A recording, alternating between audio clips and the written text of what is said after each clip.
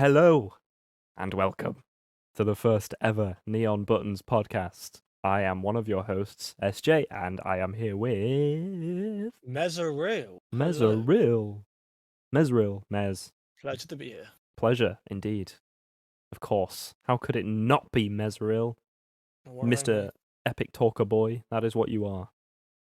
Do you know, Apparently. did I tell you what today's podcast was on? Did I tell you at all? You have not. No, I'm intrigued. Tell me. It is going to be on esports. E-gamers. Unfortunately, not e-girls. E-girls. Oh, fuck. Damn it. Oh, No damn bathwater it. today. No bathwater, no Belle Delphines. Only Kenny S and Tfue and Ninja. What is Ninja doing now? Isn't he like, I don't know what he's doing now. He's... I know he's lost a lot of weight. Is he a crack addict or something? I have no idea. No, for real. He looks so skinny. I'm going to Google him real quick. You're gonna Google Ninja. You know what? You're Yeah, gonna Google Ninja, it's gonna come up with a picture of a ninja. Surely. It did, actually. No, but look in Discord. Look at him. He's so like, either that or he's had some plastic surgery on his face because he's defined. He's always been a sculpted skeletally skeleton. What are you saying to me, you little shit? What are you saying to me, you little shit? Now, what was that? That was like PUBG or something, wasn't it? That wasn't even that long ago. I don't really watch him. So, I mean, that clip, it was just before he blew up, because it was just before Fortnite, I think. It was like PUBG, it was just before Fortnite. It was like some kid was like, to call him a bitch or something, and he was just like, what are you saying? Shouldn't be in school. You should be in school. I don't know why I sounded like Mickey Mouse then, but that's what we're on. Hiya, kids! Hiya, kids! What you say to me, you little shit? Oh dear. Anyway, esports, e-gamers, e-people, electronic sports.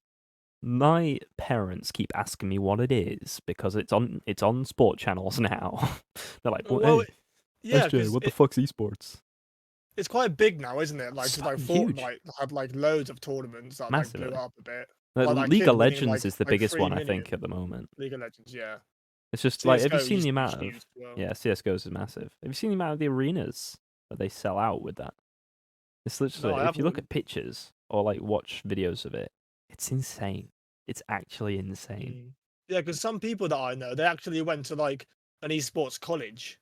Like, that's how much it's blown up now. But it's actual like esports college, yeah, where they do like I don't know, like media marketing and like all of that. E-gamers.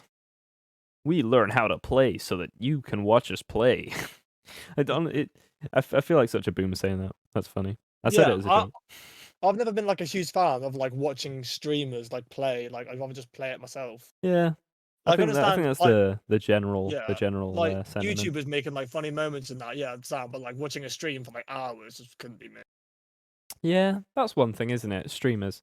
It's like, would you rather watch 4 hours of unedited gameplay with some dude talking to people, or like 10 minutes of refined funny? Yeah, that's true. I mean, so the irony in us saying that in a podcast, which is long form talking content, but I understand it. I understand every side of it because everything has a competitive element, and it's like you're watching people at the top of the game. You know, it's like watching competitive Valorant, for example. You're watching like the best players play, and it's like, what the fuck? It blows your mind. It's entertainment. There's entertainment in being good at what you do. Wish that could be me. Yeah. I think everyone our age wants to be an e-gamer. I mean, or an e-girl in that case. Yeah, or an e-girl. That too. That is definitely an option to most people. The thing I've noticed at the moment is the prize pools for esports, like massive tournaments and stuff, is getting bigger and bigger and bigger. Yeah, like some kid won like 2.5 mil from Fortnite, didn't he? Yeah, he was 13, I think. Taxed, but yeah. It's like Bugger. I can't remember his name's Bugs. Throw it in some offshore account, you'll be fine. I don't think he was allowed access to it until a certain point or something. I can't remember. Probably not. He's like 18 or something, probably. Yeah, probably. The thing is those prize pools just get bigger and bigger. It's ridiculous. I remember it was like only like 2 years ago. Like the biggest prize pool was like 250,000, and it's just become ridiculous. Yeah, because there's so much coverage like on TV and Yeah. on YouTube. It's interesting though, because it's like you think about traditional sports. They've been around, like on the mass scale. They've been around for like what, a couple hundred years. And Which some still get like no coverage and no money at all. yeah, and then there's just esports, which is really only kicked on in like the 2000s and further. Yeah. As like it's just growing at this inhumanly unstoppable snowball of boom and destruction and Tetris. Tetris esports. Tetris esports, Nice. guys. It's a thing. Look it up. It is actually ridiculous watching people play that game with like skill. How do you even sweat out? Just speed, isn't it? It's speed, agility, problem solving. I don't know. Mm. There's a tactic to it as well, isn't there, Tetris? Because you leave like one row completely free for when you get those straight ones, and you just Long ones, yeah. yeah. The long slongs just to slip it right in. That's what she said. Bro Yeah, moment. because that's similar to those like speed challenges for like solving Rubik's cubes, isn't it? Where kids sit there like half a second, done. Yeah. That was ridiculous. I was one I watched, there was a guy underwater doing that. It was just there with two Rubik's cubes, What? like it's like fondling One the in each Rubik's hand, cubes. fucking sat there cross-legged like he's meditating, just. He's literally like a little Buddhist monk under the water, just fondling his Rubik's cubes. It's, it's like you can tell he's experienced in several other departments. Let's be honest. Meditating, sitting underwater, and Rubik's cube. Yeah, and fondling. Oh dear. Oh, he's got good hands, has he? I remember the biggest one of the biggest like explosions for esports was FaZe Clan. I remember everyone was like, remember everyone like Phase and optic, yeah. yeah, like when FaZe first blew up and everyone was like changing their Xbox gamer tags to like Phase, yeah. FaZe Phoenix. That was before they even had Phase House, wasn't it? Literally, yeah. Yeah, really early COD days. It was yeah, and it was interesting, isn't it? Like how FaZe was like this institution, and it's gradually become like a really see through. Like we know who FaZe Banks is, we know who the people behind the scenes are, and they're now their own personalities. Yeah, most FaZe of the went main from ones have being left, like literally Banks and Tfue and everything. Yeah. they all went from being like it went from being like an institution to like a brand. Yeah, I mean it's interesting. So some of Weird to the think that like most of them are like married and stuff now, aren't they? it's Most like of them are like old. childhood people that we all knew, and it's all Yeah. become like just everyone's growing up.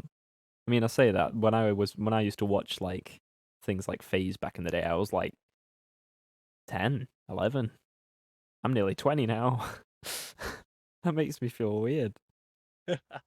Getting old, my son. Dude, the back's already aching. We gonna be fucked by the time we Mate, 40. Yeah, my backs and my knees are fucked in general. This is interesting though. There's what I find interesting is you know how like in like football and stuff, you have like those people who become like folk heroes, like Pele or Cristiano Ronaldo or Messi. And in in esports we have Kenny S, Tfue, Ninja, and Tens. It's like just some guys who we can all relate to because they just play games all day, and like now they're our hero. They're like the guys. I find it Yeah, really yeah, but interesting. like they're like so good at the game. But if you think about it, they play it all day, every day. I think if like if we played that game all day, every day on that scale, we could be just as good. Yeah, I mean all of them at that level do because everyone Exactly. wants to be there. But it's like you think about it this way, people you could say that about Ronaldo. Like he eats, sleeps, breathes football. So you know you're not going to be better than him. And he's also just a freak of nature. Like he's what 36 now, and he's still chiseled and like Right. it's ridiculous. I find it interesting though the levels to different things.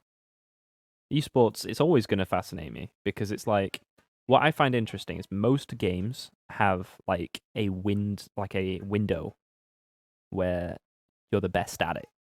Like, if a game is like CS:GO, for example, it's like the way to be best at it is to have a higher reaction time.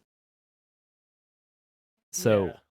the period of time where you're going to be best is like 17 to like 21, and then Yeah. you fucked basically.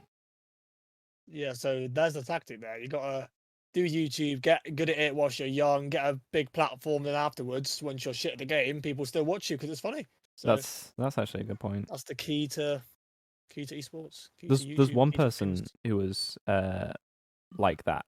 Was there was a guy, he was a CS:GO player called Hiko. He was one of the best players. He used to play for a North American team called Cloud9, and I think he played Yeah. for Liquid after that. And then he got older and older, but he was still there. He was still doing pretty well as well. And then he transitioned to Valorant, and he was part of 100 Thieves. I think he might still be a part of 100 Thieves. 100 Thieves. God, I haven't heard of them in ages. Yeah, they're younger than some of the other teams he was in. They Yeah. were like the new boys on the block when he joined them. He took them to their first, I'm pretty sure the first major winners in Valorant were 100 Thieves. And he played for them then. He played Sova? I don't know. Either way, he's an interesting story because he was like in his 30s, um, playing with a bunch of like 19-year-old Funny. kids Yeah. on his team. But like, I suppose to some degree, especially in a game at the time that was as new as Valorant, uh, experience matters. And obviously, he was a CS:GO pro, and Valorant shares a lot of mechanics with CS:GO. So I think he transitions quite smoothly. And a few people tried and failed to do that from the CS:GO scene, but a few others Yeah, because there succeeded. aren't actually that many like big teams that play Valorant. The only big ones that I can think of is G2 and obviously 100 Thieves. Sentinels, 100 Thieves. There are a few. But Do CS:GO, do it FaZe was do it? ridiculous. I think probably they surely do. TSM do it. TSM do it. So Yeah, FaZe will probably yeah. it's CS:GO is so big in Europe though. Like that's what's interesting. CS:GO is still really big in Europe. Like It will be big for ages still, I think. Russia, Ukraine, Sweden, they're still all over Yeah. CS:GO. I think CS:GO has outlived Rainbow Six Siege because Siege got huge and then it just died off, and CS:GO's just like stayed at like a good level. Yeah, I think that's mostly because Siege takes some of the better parts of CS:GO with the tactics and stuff, but Mm. it makes it too fast paced. Like, They killed Siege as well. They've added so many operators to it. yeah. They've just killed You it. see, that's the thing. CS:GO, it's like how I would describe the difference between football and hockey. Football is a very simple game that you can get your head around quite easily, and there's no point in changing it because it works. Hockey, I swear, there's so many different rules to it and so many different things going on. Like the rolling players, like they bring players off every 4 minutes or something. The icing when you hit, yeah, I don't know. It's a bad example, but Yeah. what I feel like with Siege is they just keep there's too much there going on Hmm. for it to But be yeah, they're accessible. throwing way too much at you. And yeah. Yeah, I mean, I could imagine if you were at the highest level, you played it when it first came out, then it would be, and you stuck with it. I imagine that'd be very, what's the word, rewarding because you're at the Yeah, top that and no game's one's really like gonna like dethrone you. 4 years old now, isn't it? Something like that. 4 or 5 years CS:GO old. came out in, hold on. I think CS:GO It's came out in ages ago. 2011, but the first before that there was CS Source, CS, can't remember some of the other ones before. I know there was Source. And there was one before that. 1.6? I think it's 1.6. But like since Half-Life, because the original CS:GO game was actually a Half-Life mod. Um, ever since that mod, it's been popular Yeah, it's just gonna happen. and it's been played because it's obviously it's designed to be competitive. You know, yeah, it's Yeah. designed to be skill based because the spray has a pattern to it. The movement has optimization. You can be the best at different things. There's AWPing and and then there's tactics obviously because all the maps are designed perfectly for attack and defense, which is And actually then my the problem graphics with are Valorant shit. because Valorant maps I think struggle with the optimization that CS:GO's kind of already mastered. Yeah, because recently, well, not recently, like last year, Valorant, they did change a lot of the maps, taking out a lot of like doorways and like walls and that to make more 50-50 points. But that's about all they've done to optimize it, really. They changed Icebox a lot. You know what? Yeah, Controversially, I actually think Icebox Icebox is and the probably Storm split, they the changed a best lot. map at the moment. I like it Personal as well, opinion. as long as you're attacking. Shit. It's. I People mean, I don't still like it though. I don't think get how you don't like it. Some I people just love don't like. Icebox Yeah, I love it as well. because people's original problem with Icebox was when you push A, there's too many points to peek. Like the optimal way to peek a corner in a game like Valorant or CS:GO is to peek slowly, so that you can isolate fights to 1v1s.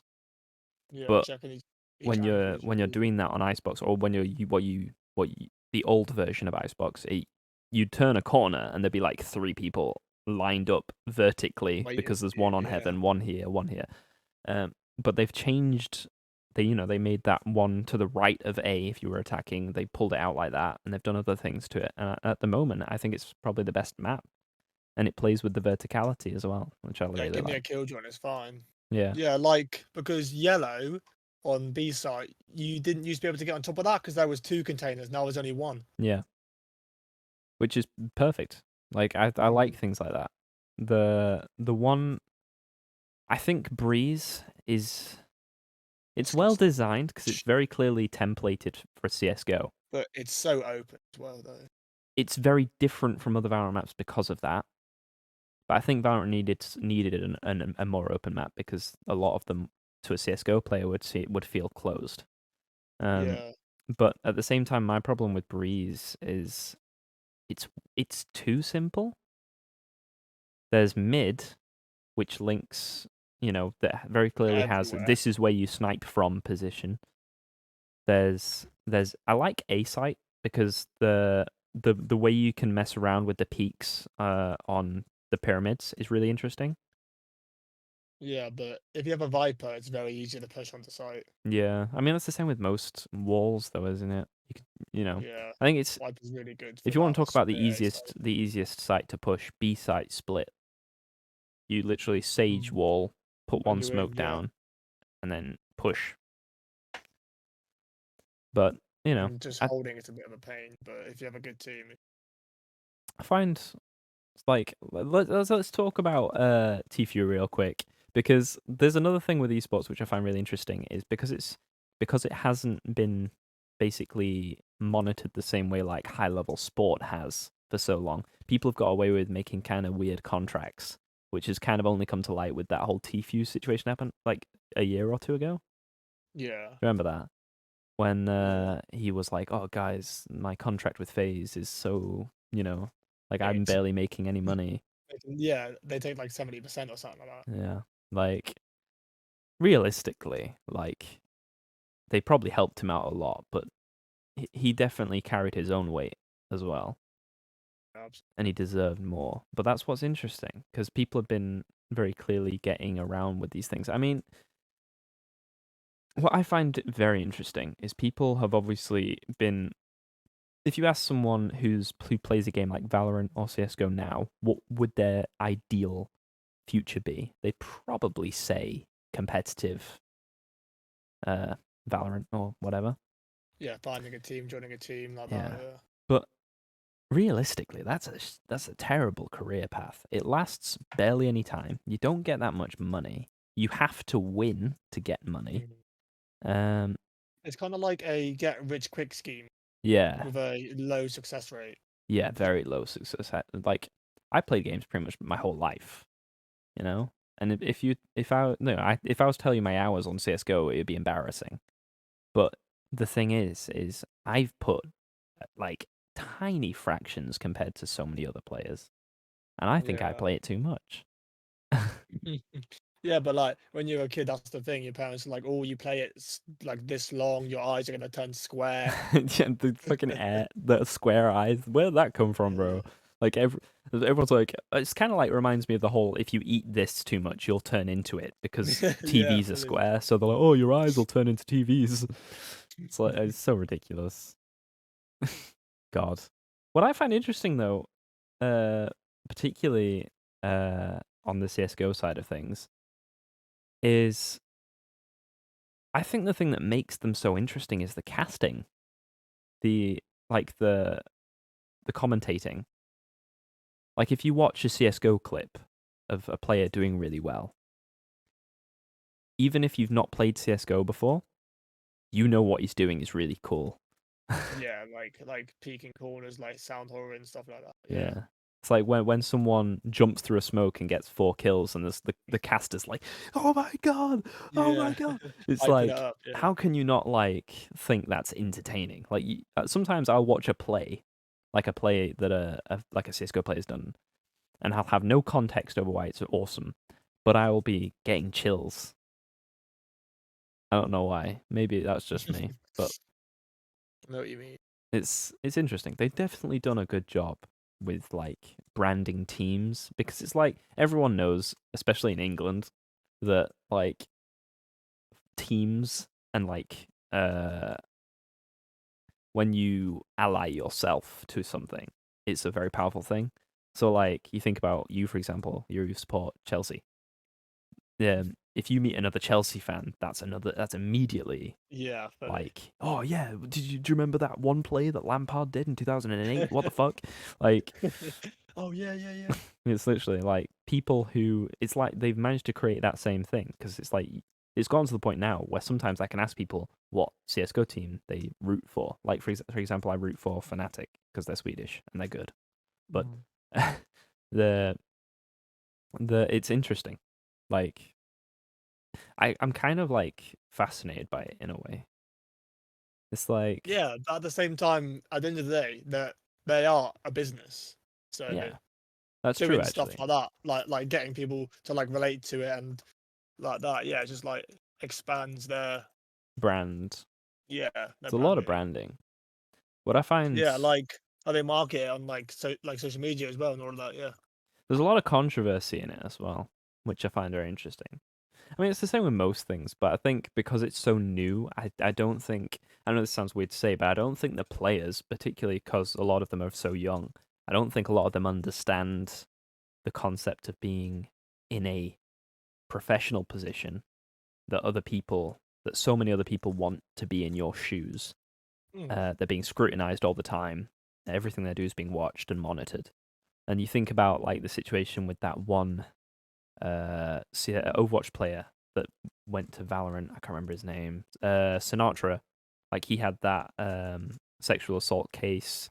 There was that player. This you'll like this. There was a CS:GO player who went to a LAN event. So you take Yeah. yeah, and he put in some hacks on his PC, and he disguised it as a Word file, a Word. So the so these guys were like checking for hacks, and they're like, "Oh, that's strange. He has Word open on his PC." When he opens it, it's just and it's just not hack much. and he got done for it, but it was like, I just think that's so funny. Like it's gotten to the point like that's become like a joke. Like people put in the text chat like word.exe Mm. is active or whatever. Like I find that so interesting. Like there's some other ones as well. Um, what I find interesting is the unique ones, like CS:GO again. There was a map that at the time I think was quite new called Overpass, and Fnatic did a thing, and this is the reason why in Valorant you can't stand on each other's heads. By the way, Yeah, um, because you can do they like a ladder stacked bit. 3 people on top of each other by doing some like weird boost tactic, and one of their guys could see the whole of mid, and he had a sniper, and he just picked people off, and he did it twice Yeah, during the game, through and the everyone's like, traps and everything, and where is he? just get beautiful line of sight. Yeah. It was like that created a massive controversy. They won I think they won the title because of that game as well. So it created a massive controversy. They were like, "Oh, take the title off them. They cheated." Um, and they put like they obviously got rid of the ability to do that, and they put like a poster there that said no boosting or something. Um, but I find it so interesting that it's like unique controversies to gaming. Yeah, because like to a certain extent, it is cheating because it is exploiting a glitch in the game. Yeah. But at the same point, that like they're not breaking any rules. Yeah, Like I mean obviously, they're what a game is at the end of the day. is a set of code that's put in front of you, and if you're asked to do the best you can with what's given, Yeah. people will exploit it, particularly at the highest level. Yeah, exactly. Yeah, because back when I used to play BO3 like loads, obviously I'd like play S&D all the fucking time, but sometimes I'd also like mess about in custom games, like trying out glitches and just stuff like that. Like, because there was like Black Ops 3 was obviously like there's other ones like Black Ops 2 and Ghost and that, but Black Ops 3 was like one of the biggest like glitchable CODs. Like you could like get into walls, you could like get onto really high ledges, you could like go into a wall and like shoot people through the wall, stuff like that. Yeah. And it's like it's not cheating, but it is like exploiting a glitch in the game to get that advantage. And then obviously, if someone dies to you and they see you in a wall, obviously they're gonna be like, "Oh, he's cheating. That's not fair." Like, Mm. especially in comp as well, like ranked games, like tournaments, like. I think that's a mistake of the developers, in my opinion, particularly with a game as big as CS:GO, Mm. like competitive wise. Yeah, but then again, it is such an old game as well. Like, Mm. it is hard to like keep on patching stuff like that as well. Because do they still maintain it in that? It's one of Yeah. the only games that Valve still maintains. Mm. They one of my favorite games ever is Team Fortress 2, which, by the way, Mm. I actually used to play competitive I love TF2. TF2. I used to play, what was it called, Highlander. So Mm. basically, this is interesting because TF2's competitive is so dead. You know it's dead when I can play it. Uh, the basically Highlander was a game mode in Team Fortress 2 where there would be one person of every class against each other. So it was a 9v9. And I used to play medic. We got Oh, to the highest, I can't remember what it's called, the highest rank on that, as in like actual competitive. But there's no demand for watching it, so never made anything from it money wise. I was yeah, just good at but it. TFC was just fun though. I loved it. It was such a piss about game. Yeah, it disappoints me so much that Valve just like let that rot. They barely Yeah, update it, so it annoys me. It's so funny as well. Like the characters are brilliant. The the animations they characters release are for it. hilarious. Have you seen like the Meet the Team videos they put on YouTube? I've seen some of them. Yeah, They're so good. They're actually so good. The you know the voice actor who voices the Scout. yeah. He has a YouTube channel. Does he? It's called Chili of Destiny, I think. Mm. He posts to it quite a lot. It's just so funny. People need to do that more often.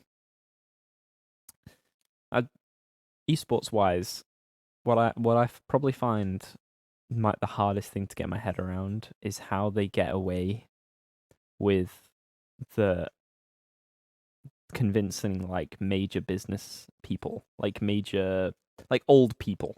That's my point. I don't know how they get Mm. away with getting esports onto ESPN or esports into arenas when the people who own these things probably have no idea what it is. Yeah, It's but like if they give them like a nice enough paycheck, of course they're gonna say yeah. mm, Uh, and obviously, like as this like platform like grows more people are gonna want to invite esports to play in their stadiums and to be on their channels and stuff like that. yeah. I They know suppose that you it's only need popular, like one of them to work. and then the others will follow. Exactly. So maybe like you think about maybe League of Legends when they did that massive events that like sell out. For example, I had it written down. What's the highest? Right, let me go back. Bang, bang, bang, bang, bang, bang. The Intel Extreme Masters in Katowice, Poland, has been called the biggest esports event in the world, with a turnout last year of 173,000 spectators. That's good. That is insane. IEM When was Katowice. that? That was, I don't know. It's not saying, but I know it's annually. Was that like just people in the venue then? Yeah, Because I obviously think. people would have been watching it on stream as well, so it would have been millions watching on stream, I reckon. I think it would have. I don't think it would use the word spectators otherwise. But no, I think that is people in the venue because they had more than Yeah, just one thing going on there that day. They had yeah. like CS:GO tournaments, League of Legends, and stuff. I would like to see more stuff like 173,000. that, to be honest. Mm, Like different stages, like a CS:GO stage, a Valorant stage, a Rainbow stage, stuff like that. mm. That would be interesting. Mm. I'm But really obviously, curious all just of how it far streamed esports as can well. go. I mean, you think about it this way, right? Gaming as an industry is the biggest media industry right now. That is a fact, a provable fact. More people uh, invest time into games than watch films. Yeah, yeah, especially nowadays, like watching TV is like so like boomer because obviously like with like That's Netflix really funny to say, and isn't it? streaming sites and YouTube, it is. Yeah, TV's in the bin, mate. TV's in the bit. To be fair, YouTube's completely overthrown like Mm. all of that. Yeah, they've gotten away with adding double unskippable ads, all the YouTube gets away premium with shit so now. much, bro. I YouTube. know. Don't get me on the topic of YouTube, bro.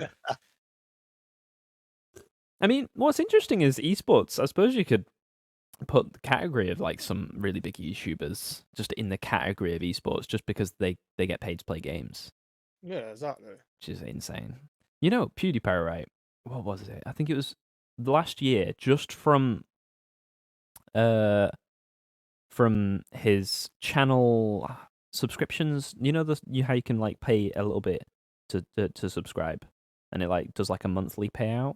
And Oh like for yeah, example, it's like stage one where you can like get access. I do this. I actually pay about 69p a month or something to PewDiePie to watch his live streams after they're yeah. finished. He made 1.5 million pounds Just off last people year paying, just off of that, like yeah. and he donated it all to charity, every single bit of it. Like What do you reckon his net worth is? should we take guesses and then look it up? Yeah, yeah, yeah. I reckon his net worth is about 40 mil. 40 mil. Hmm. Figure that. 40 mil. What do you That's think? I'll stupid. look it up and see how close we are. Definitely got to be, yeah, 30 mil plus. Definitely. That's wham. Net Because worth that's from like 2021. everything, from like YouTube to all the other stuff he does. You'd be going to be surprised by this. It's actually 20 mil, according 20 to mil. according Only to 20 Google. mil. Yeah, I Is that guess this year double. or was that? I don't know. It's 2021. Yeah. Oh, another one says 40 mil. Probably like 20 to 40 because obviously we don't know Yeah. like exact. What I find interesting is he doesn't spend very much, and he gives a lot away to Mm, charity. So it probably is closer yeah, to 20 mil. yeah. Total opposites of someone like Mr. Beast who apparently spends like 1 million a month on like YouTube videos. I mean, he pretty much does. If you watch his Yeah, videos, it's insane how much money that man spends. But gives a lot it's away as such a well. good idea, and if Mm. it's like what he does is he basically gets ads, like he gets sponsors because he's proven at this point that he can Nah, pull he in does it. views. So he says, "Give me this amount of money, I will make a video. Say that it's your money. Uh, do a massive, awesome video out of it. You'll get a lot Make of a million away. exposure, Yeah. and I get to use your money for things." And he just like Mm. fuels and fuels and fuels. He probably doesn't actually like keep so much of it Much of the money, yeah. because he just puts it into the videos, which I find very interesting. Yes, to a certain extent, it is clickbait, but at the same time, it's not because he's actually He's giving away the actually, money, but yeah, rather than just saying, "Oh, the winner gets 100,000K," and then just doesn't. He actually gives it away. yeah. Which I find very interesting. I also like how like nice he is when he like brings individuals into it. I like that he does those challenges. Some of his videos with his friends where he gets them like last person take the hand off the car keeps the car. Like I love Yeah. those. Those ideas are so good. Like that's gold dust for YouTube. Mm. Yeah, because the amount of people that have like copied those ideas now as well for themselves on their channels, like fan setting. Exactly. Bro moment. Bro moment. Who's your favorite esports personality? Mezeril. That's the thing. I don't really watch much esports, or at least not nowadays. I don't. But I my favorite clan had to be Optic playing COD. I loved Optic, but yeah, not really much of a esports watcher really. I prefer to actually play the game rather than rather than watch it.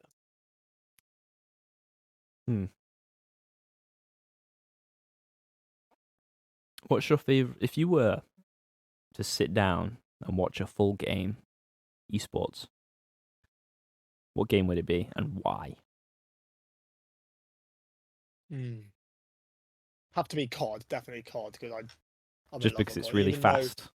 Even though recently COD's been in the shitter, but still COD. Yeah. And honestly, for me, COD was always a story. Like the Modern Warfare games, I liked the story.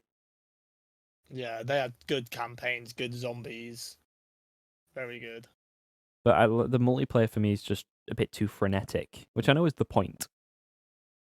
But it was just Yeah. like run around and shoot, which That's why I was more of a search and destroy player, because playing like demolition or like safeguard or like secure the area, people wouldn't play the objective; they just run around and shoot.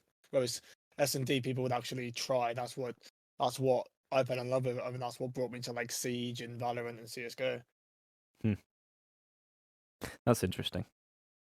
One thing I find really strange is I don't actually understand how League of Legends is the biggest esport. As I was looking at it, I was looking at the numbers. The League is like so much bigger than everything else. It's an MMO, isn't it? No, it's a MOBA. Like Yeah, because I've actually Dota watched much. Yeah.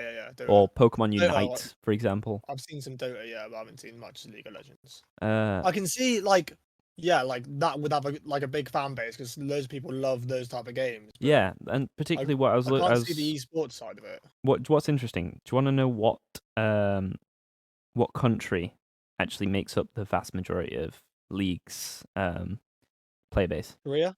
South Not Korea. yeah, Korea, yeah. And that's pretty much the entire population.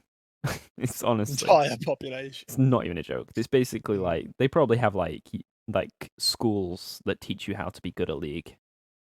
And I don't even think that's an extreme thing to think because the numbers are stupid over there. Like League's owned by Riot, isn't it? Yes, the same people who made Val. Yeah, because Val they have some skins that are from League. Yeah. Like the that new sword that they have that's like two handles, that's from League, isn't it? I probably. I don't play League. Yeah. I haven't played League either, but I know that the I don't know what it's called, but the one with two handles is from League. I find that funny. Like when I first went to play Valorant, I'd moved to it because I wanted to play a version of CS:GO that had less toxicity. Because fuck graphics. CS:GO. Toxic. It's just Russians. You join a server if you're in Europe. You join a server and it's just rush B, suka блядь, rush B, or I shoot your dick. It's like, oh, surprisingly, it's one of the only games to be more toxic than Siege because Siege is fucking toxic. But... You see, it's always those hyper competitive games that kind of have that like, oh my god, everyone's fucking horrible. I mean, literally about 10 minutes ago, well, not 10 minutes ago, because we've been doing this for over 10 minutes, but 10 minutes before we were on this podcast, I was playing Valorant with like our friends, beloved Aaron and stuff, and this Rayner on our team didn't understand the economy. So he wouldn't buy me stuff. He's like, no, I'd rather have a gun next round than you have a gun this round. Quote. And then I was like, oh, come on, dude. And he started blocking me into corners. And he started spamming me with invites and stuff. It's like, oh my god, just let me play the game. Oh, that reminds me of that fucking... I had a midlife crisis last night, didn't I? When I fucking queued into that game. Literally. That I just didn't want to be in, and then we have a Jet who always pushed the opposite side because obviously he wanted the kills. So then, because the rest of the team were like talking and I was saying, "Jet, come to this site." So we then decided to follow her to that site, and then she got angry that she couldn't get all the kills, so she just left. And it was just fucking lost. You weren't letting me kill everybody. Leaves. Yeah, but CS:GO is like so like related with like Russians, isn't it? Yeah. Like you see like CS:GO YouTubers or like someone's talking about CS:GO and then somebody will just like say something like Russian, like. It's so funny. I honestly I think now I probably think that CS:GO is probably better for toxicity because everyone just thinks Russians are funny. It's true though. Although CS:GO handle it well. They don't give you week-long bans for telling someone you're shit. the They just let it slide. They don't care. Valorant, fuck you, you, mate. Week-long ban. Enjoy. it's kind of impossible to stop the toxicity in CS:GO. Yeah, It's just everywhere. because it's like 98.8% of the CS:GO population. Even I did it. I was literally like, so if I'm in a comp game, because CS:GO, I was actually like pretty good at it. Like I was Master Guardian Elite at one point, which is like, if I'd have ranked it one more time, that's like I'm like 2 or 3 ranks off of the highest rank in the game.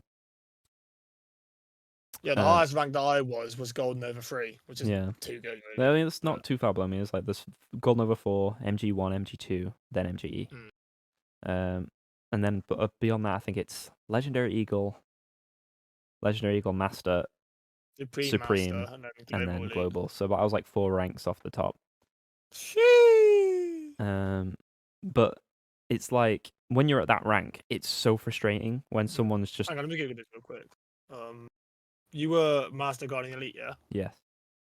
Apparently, this is from 2019, so when the game was a bit bigger. 5.24% of the. So you were in the top 5.24%. Which is really funny considering I struggle to stay in silver in Valorant now. And then Global Elite was a top 0.75%. Yeah. Oh, honestly, it's really funny though, because like you say that, but then you go into an MG like lobby and you start thinking, dude, there's probably Golden Overs who'd bend you over. Yeah. It's like, how are you here? And again, yeah. And then that brings up the problem of like boosting, obviously. Like that you see so in VAR bad. a lot. Because VAR is so easy to boost people. Just like Eric, like Beloved, she was like bronze 1. Eric got her up to like silver 1. Just like in a day. She's kind of good enough to stay in her rank now, at least. Well, yeah, obviously, yeah, but like I find it interesting though. What's funny with Valorant is someone's boosted because it's like they probably play Sage. Oh, the BM. They probably play Sage. Let's be honest. It's a safe character. That's why. Yeah, it's like, oh, you play Sage so you can heal me. That's literally what their boost person says. Be my pocket Sage. It's like in Overwatch, you get the boosted player plays Mercy every time without fail, and they just stand on the person who's boosting them with a healing beam rammed firmly up their rectum. It's like right into their guts. Dude, they will struggle to shit because of how bad that Mercy is railing them with that heal beam. I swear to God, I used to play a lot of heal beams for the rest of the week. They're just like going, oh, and it's just like yellow, like healing fluid, just spraying. It's like literally. And that's their excuse. They're like, oh, I don't top frag because I'm a support character. I'm supporting people rather than getting kills. Like, no, that's always the excuse every time. Mercy is so funny because it's like Mercy is designed to be super easy to play. So she's perfect for shit players. Obviously, you can be better or worse than with a character, but it's like there's the skill ceiling and the skill floor with Mercy is so close together compared to like Genji or something in that game. I don't know if you know much about Overwatch. I used to play it quite a lot. No, it's too futuristic for me. Too futuristic. We play Valorant. That's not. But you're not fucking jumping around like a fucking like in Infinite Warfare, bloody triple jumps and shit like that. Yeah, but I don't play Jet, do I? She's just she is 14-year-old American kids who rage because they are top frag by 1 kill. That's so funny because there was literally an American guy from California. I don't know if you remember this. Were you there for this game? That kid was like, I don't know if you were there, but it was this like Californian kid who was just there like, yo, guys, I'm so much better than you. Yeah. And he was on our servers because he was boosting that Phoenix. Yes. I was. And the Phoenix every time he tried speaking, the Phoenix every time he tried speaking, it was just his mic. Oh my God. It was so far up his arse, man. That's fucking why. Oh my God. That Jet was so funny. What's really funny is I kept antagonizing that Jet because they were playing fueling the fuck out of him, bro. They were playing. He was playing pretty well because of how pissed he was. Did we win that? I think we did in the end. Oh, I'd be surprised if we did. I think we did because it was like I remember at one point it was 11-8 and I think we brought it back to 13-11. because there was one point near the end when I told the jet that I was doing it deliberately to like fuel him a little bit. He started chilling out, and then we just ended Yeah, up but winning. after that, he was more humble, wasn't it? Yeah. Yeah, Actually giving call-outs and crap because he actually wanted to win. it's interesting. I remember the Phoenix tried adding me afterwards, and I was just like, I don't want to hear your voice ever again. No more of that. No more. No, Dude, that my might get away. ears were already bleeding. You did not have to piss on the corpse. You know what I mean? It's too much, bro. Too much. Like that fucking game when I dropped 35 bomb and we fucking drew. We drew it. I got 27 in that game as well. We Oh, were because we were the top 2 players in that game, weren't we? yep. The rest of our Yeah. team were the bottom 4. It was just- I remember it. Bottom 3 even. I remember that so clearly because I was just there like, Vietnam why flashbacks. are we losing? Because I feel like I'm playing well. Yeah. Yeah. Oh, that jet was throwing so hard as well. That's fucking why. The jet. They kept buying an operator. Just not doing anything with it. And they were like, sorry, I'm new. I'm like, yeah, buy something else before I ram that operator up your fucking anus. He's Please. clearly seen somebody playing Valorant as Jet with an op. Yeah. Thought, oh, this is sick. I'm gonna play that game and do exactly what he does. Guys, But he's I'm just basically tens, okay? Trust me, I can shoot gun. And I remember there was one round where he survived, surprise. He was running around and he barely saw anyone. He kept repositioning with an operator, which is why he didn't see anyone. And after he survived the round for like the first time in like genuinely about 30 rounds, he typed in chat, "See, I'm not bad." yeah, remember that. I've just checked as well. That game was 55 minutes long. That was an hour wasted. Although I got +9, so I'm actually happy with that. Because I would prefer +9 than fucking -25. Yeah. That was fucking AIDS, that game. We could have won it. The problem was the defense was so shit. We were so bad. Yeah, like we'd kill like because 3 people and we brought it back as well on attack so fucking much. They were like 11-6 up or something. And it was more than that. But... I swear, at half time it was like 9-3. Yeah, that's what we were saying. Icebox so easy to attack on A site. Yeah, that's another thing. They really need to make sure that if a game's going into esports, they have to make sure that the sides are equal, because it's like you basically have to optimize it so that it's exactly 50%.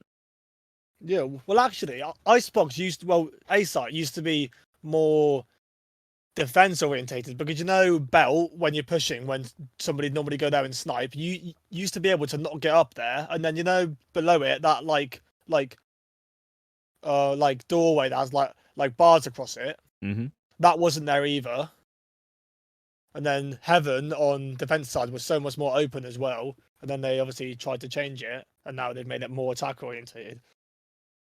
Yeah, I don't know. Honestly, what's interesting is, and this is why esports is so fascinating when it comes to games like Valorant, particularly for map design, is if you optimize a map so that it's a 50% win rate in like a pub game, in a public game, that does not necessarily mean that it's even in the highest level. Exactly. So you have to somehow, this is why it's so hard, particularly for a game like that, where it's not like 11v11 football, where there's no difference between being on one side of the pitch than the other than maybe where the wind is blowing. It's instead, you have 2 separate tasks depending on what side you're on. Yeah. So they have this impossible task to make the public game 50-50 win rate and the highest level. But here's the problem. How do you decide? How do you then go and measure 50-50 win rate and try and make it 50-50 win rate in the highest level of the game when what if one team is just so much better than the other teams? Yeah. Well, step 1, don't make 3 sites. That's step 1. 2 sites, please. No more Haven. Haven. Honestly, what I find really funny is pushing B on Haven is just a bad idea most of the time. Depending on, you have to have the perfect team comp for it, because if you push B, they barely have to rotate. They look around a corner and there's B. You either push C or you push A. You only ever go B really if you have to rotate off of a site. Exactly. Which is and then going C is hard because if they have an ARP, you just can't get onto C. I suppose B is pretty good if you get onto it quick enough because it's quite easy to Yeah. defend. It's just 2 As doorways. long as somebody smokes garage window, Yeah. something you didn't do last game, and I died. Yeah. We were pushing C, not Yeah. B. That's the same with Icebox as well. That's why I tell people never to push B because one, A is so much easier to attack, and just two, B is just one narrow corridor. We're all It's pushing at once. They can easily just pick us off. there's probably someone with a marshal there who's going to get a triple collateral. Exactly. Then Jet will be fucking somewhere up in the sky throwing knives at you. It's like, or like, think about a raise grenade in that corridor real quick, and then Exactly. immediately think, maybe not going to be a good idea. Or the old Razor ult where it could kill people with like 4 or 5 people. Well, now they buffed it, so it's nerfed it, sorry, so it's shit. But Raze used to be like the best DPS character in that game. I don't know if that's like the when case Yuru anymore. first came out, he was broken when he first came out because his footsteps sounded identical and his flashes were OP. Literally. Bro. Long day. I honestly I can't believe how much Valorant we played yesterday. Too much. Too much. It got to a point where I kept on losing and I kept on playing. Kept on losing. It's kept like on playing. the helter skelter of negative cycle. It literally was because literally the day before I won like 4 games and got like safely into Silver 2 and then just threw it all away the next day. I threw it all away. What a pity. I find it so strange. I literally climbed all the way up to like high Silver 2, like 11 game win streak, and then I just got worse. I don't get that. I'm doing a repeat of last season. The whole of last season stuck in Silver 1. Whole of last season. Only got into Silver 2 at the end when I got banned. And because I was banned, I didn't drop down because I didn't play. Which I'm kind of thankful for, but now we just shit. Oh, bruh. Yeah, because we had a 6 win streak, and then losers. You know what I find like kind of strange? Hmm? You know what I find kind of strange? Yeah. Dominance in any sport, particularly esports. When a team is on top in any sport, they tend to stay there for a period of time. Like it's Yeah, never there's never they, really a one-off unless you're Leicester yeah. City. Yeah, because at that point they have the good team, they have the good chemistry, they know what the other teams do, but at the same time, the other teams know what they do, but they don't know how to tackle it. Literally. So that's why they stay there. And then all their players got bought. But the the one that gets me is the CS:GO teams when they are the best, because there is basically you can literally look at CS:GO's history as like eras of this is the Fnatic era where they won everything, or this is the Astralis era where they got a sports therapist to join their team and basically therapized all of the players so they were sufficiently healthy playing the game, and they were really good. I just find it really strange. There's like errors because esports is such a new thing. It's people discovering new ways to make their team the best. But Fnatic, way back when, it was weird because it was basically just one guy who was really smart and had a very high game IQ and made all the plans in a guy called Pronax. And there was just everyone else was basically a prodigy. You had Olaf Meister, who was like one of the best players in the world. You had JW, who was one of the best players in the world. You had Crims, who was one of the best support players in the world. You had Flusher, who was one of the best players in the world. It's like, well, shit, it's basically like Man City, but Swedish prime, and play CSGO. Yeah, Fnatic was huge. They I weren't remember it so hugely clearly. like known. Like FaZe is like a huge name. Obviously, so is Fnatic, but not as much. But they were still fucking good. That's the thing. I don't think fame obviously correlates to, how good you are. Exactly. Think about Arsenal this season. Arsenal. They're what? Like they're one of the most supported teams in England. Like they're gonna drop down. but they're like in a relegation scrap at the moment, and they barely beat Arsenal down, Norwich. Hull City up.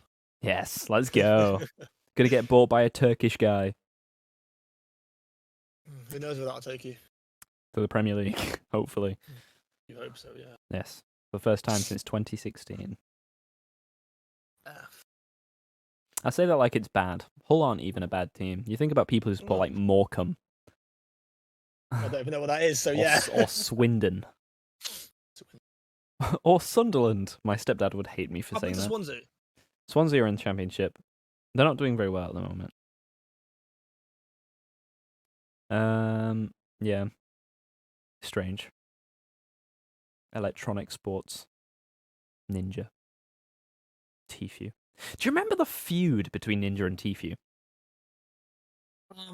I remember briefly hearing about some of it. It was basically like, it was when Ninja was the most subscribed channel on Twitch or whatever, most followed, Yeah. most watched. And then Tfue came out of nowhere, and there was this like debate. He literally did as well. There was this like debate in like the Fortnite community where it was like, who's better, Ninja or Tfue? And like All there'd the be like, 12-year-olds crying about it, yeah. literally. My All the little brother used to be fanboys. really good at Fortnite, and he used to be like, It was Ninja's such an easy better. game because I remember playing it when I was younger. It was such an easy game. It was because everyone who played it was like -5 years old. Exactly. Dude, they were just fetuses basically, they running were around with literally little guns. fetuses. They were still eating out of an umbilical cord. Yeah, I don't know how it's still like big. We riddled those fetuses with so much bullets that they are now eating through a tube. I never thought I'd say that sentence.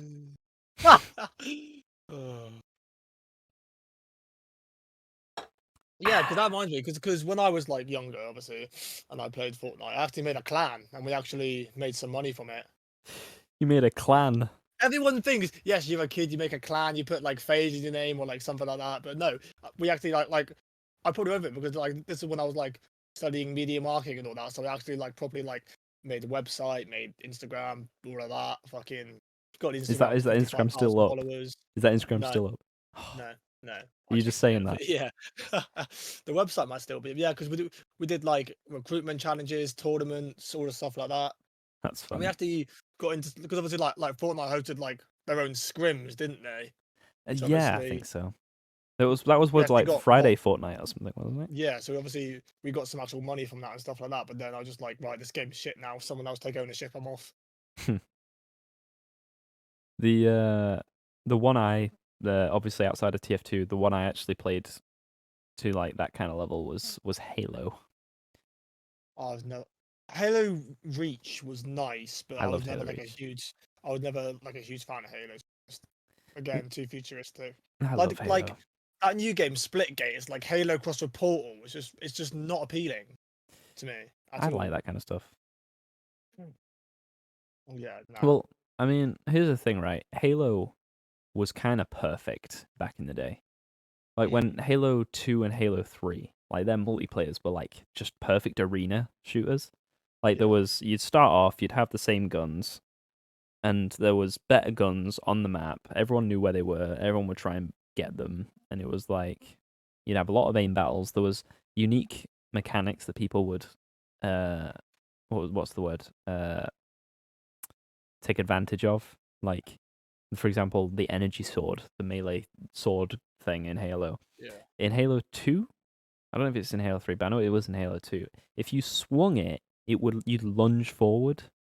If you could use it at certain times to like fling yourself forward, like Yeah, the lunge would flying. be fucking And it was like, I don't know. I think games like that where like there was mechanics that you could take advantage of that weren't necessarily intentional, but they changed the way the game is played in an interesting way. That is a genuine way of telling apart a good player from a bad player. yeah. It's like rocket That's why jumping and stuff. that's why I loved Black Ops 3. Like, yes, I'm a huge fan of Boots on the Ground, like BO2, MW, Ghost. I love those games, but BO3 was like that was my favorite because it wasn't too futuristic. Like, yes, you could boost jump, but that just made like sniping so much more fun, so much more like opportunity for like trick shots and that. And then you would have like lunging as well. All of the like different mechanics, like the sliding mechanic was really good in like tactical You situations, see, even just I pushing people, agree. stuff like that. I agree with like adding mechanics into that extent, but what I'm talking about is the ones where it's not just one of those things where you press a button and it happens. Yeah. It's one of those the ones that get me are rocket jumping in games like Team Fortress 2, where you get your gun and you're like, yeah, this gun go And you pew at boost other yourself people, off using and you think, the what if I recoil. shoot Yeah. this at the wall just underneath my feet and jump, and suddenly you're flying through the sky. It's like, oh shit, this is, and it got to the point where they realized that was such a big part of the game that they have an item that you can get for the soldier who has the rocket launcher, which is boots that decrease the damage you take from When rocket you jumping. do it, yeah. And it's like, that's perfect. That's them going, okay, so people have found out these amazing tricks to Yeah. do in our game that Fun to weren't tinker with, necessarily yeah. intentional, but they're there, and it's a And they measure of work. skill.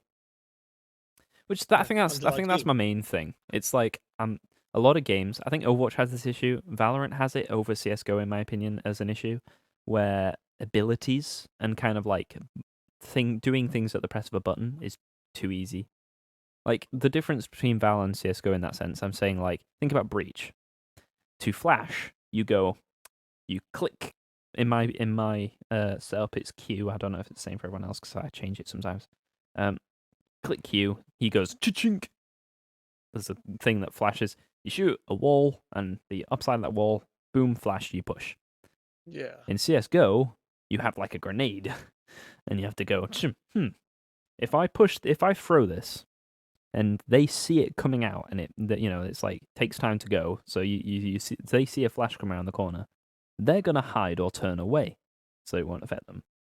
So what people used to do is do something called a pop flash. So they turn around, see something to bounce it off, so that just as it gets outside of the thing, outside of like into the when it range, flashes, so they it have less flashes. time to react. Yeah. That's the kind of thing Yeah. that competitive games need. Valorant hasn't got that. Yeah. I mean, KO does, but his flashes are some of the worst flashes statistically. Similar to Omen's CS:GO, but flash, they last no time at all. Omen's blind is ridiculous in 'Cause comparison it to just does Omen's it flash instantly. to KO flashes. Obviously, KO has 2 flashes. Omen has 1 blind, but the blind, you literally it goes through walls. You have no time to react. It just hits you and you're blind. KO, it's a grenade. It takes time to explode.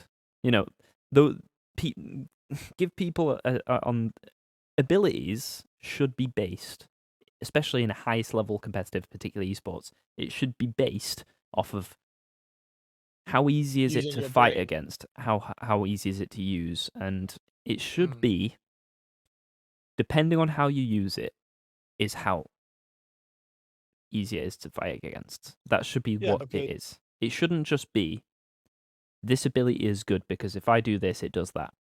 yeah, It should be this ability is good because if I use it like this, it does this and it this does helps this. this, and yeah. Yeah. Like you said, the closest Valorant has to that is like those 2 flashes and that blind, and then also Viper and Killjoy lineups with their Lineups are good. grenades. That's like the closest that Valorant has to being able to like, right, if I do this like this, it'll do that rather than just like there you go, push. I think it's interesting, isn't it? Because I think Killjoy is a good example there as well. Molotovs are a thing in CS:GO as well, and Molotovs, obviously, people learn lineups. People are defusing Molotov, the bomb. Yeah. That's a thing in CS:GO as well. But the difference between Val and CS:GO is Killjoy has a fucking alarm bot that tells you where they are And it also if makes them they're on your vulnerable. bomb. What? Yeah. Okay, now I know exactly when to press that. In CS:GO, you've got to think about Right. timing. When do they defuse in? What you Yeah. got to do? Yeah. The bomb, obviously, there is still a sound for bomb defusal. It's not as obvious as in Valorant, but there is a sound for it. Yeah. But the thing is, yeah, and my point is, it's like some of the abilities just seem a bit annoying to fight against. I think a good example there would probably be Sky or Sage. Who should I go with? We'll go with Sage. Actually, no, we'll go with Reyna because this one always gets me. A big part of a game like CS:GO or Valorant is you don't have that much health. You die most of the time from 1 or 2 shots to the head. If you have the ability to negate all of the damage that is done to you, that is ridiculous. And Reyna has that twice. It used to be 4 times. It used to be 4. And it was incredible. Trust me, I remember those days. That's But so it's still, stupid. but then that also brings up where you have to then, you have that 50 like choice, like, right, do I heal, do I dismiss? Mm. And sometimes even when you're low, you got to dismiss, because even if you heal, there's no point, because you will die. Literally. It's so stupid. obviously, The one thing I that takes a like bit with of Raina's mastering to do. thing is that she does it and there is a line going to her, Yeah. which Like is, baiting where she is yeah. until she cuts it off. And I like that if she's not in line of sight of the dead body, She can't do it. yeah, I like that. But I still think the fact that you can die, look at how much damage you've done to her, and you just go, I've done nothing because she's healing. Exactly, yeah. You go to call it out and you're like, oh wait, she's healed. Never mind, guys. It just, I don't know, it's not fun. You know, like, Yeah, but like, I can see why Valorant have done some of these things. Obviously, they have tried to make it a simpler game so that it's more easily accessible to a lot of people. But at the same time, some of it is a bit pointless. I mean, accessibility is unfortunately kind of a necessary thing sometimes. Either that or just get good, really. Yeah. Alrighty. You know what, guys? I think that's going to have to be it for today. I don't know if you can hear in the background, but my family are running a bath for my 2 sisters, which is obviously not great for the podcast, but it's been a good first podcast. I'll get this all edited, find some highlights in there. I'm sure there's a few, Mez. Particularly you being here. You're a very charismatic individual. So where's I'll be here all week. I'll be here all week. I'll be here tomorrow. I got new material. Right. For people watching on YouTube or listening or whatever, we'll be doing this weekly. There'll be highlights posted individually. There'll be a general topic that we're focusing on every time, but we'll probably find different segments to add in. For example, I was going to do today, but I think I might save it for next time, where we discuss like upcoming games and stuff, and various things. Maybe talk about indie games and stuff, like, you know, upcoming indie games, try and bring some attention to the smaller games and smaller developers who definitely need that kind of attention, particularly for how much work they put in for very little return. I think stuff like that would be really good to do. And I want to build it up at some point where we can go to like conventions. I mean, we can do this anyway. We can go to conventions and interview people, or at least try. Which I think would be interesting. I've gone to develop conventions before because I used to do a games design course, and I went to one in London. I think it was in London, and you could meet developers of like indie games and stuff. Like, there's one, I can't remember what they're called. Actually, I'm going to try and look up their name now. Actually, they made a game called Swim Sanity. I don't know if it's still. That's Swim Sanity. Hashtag Swim Sanity. Let's see if I can find their name. Meet the devs. It's on. It's on Prime Gaming. I didn't know that. They've done well. Decoy Games. I met the developers of Decoy Games. It's just 2 guys. It'd be interesting to interview these people, give them some exposure. You know, find out about. I'm sure people would like to hear about how they came about ideas for games and stuff. I think it'd be a good thing to do. I don't know if you'd ever be down for that at some point, if it's possible. We'll probably make you like a mask with your character on it. But yeah, either way, thank you for red cuts in the eyes and a little the little bow around the back of the head. Thank you for watching / listening, everybody, and I will see you all next week. I have been SJ, and this has been Mezeril. And good night. So long and good night. Or good morning or good afternoon. Yeah. Or good. Happy Hanukkah. Happy Kwanzaa, guys.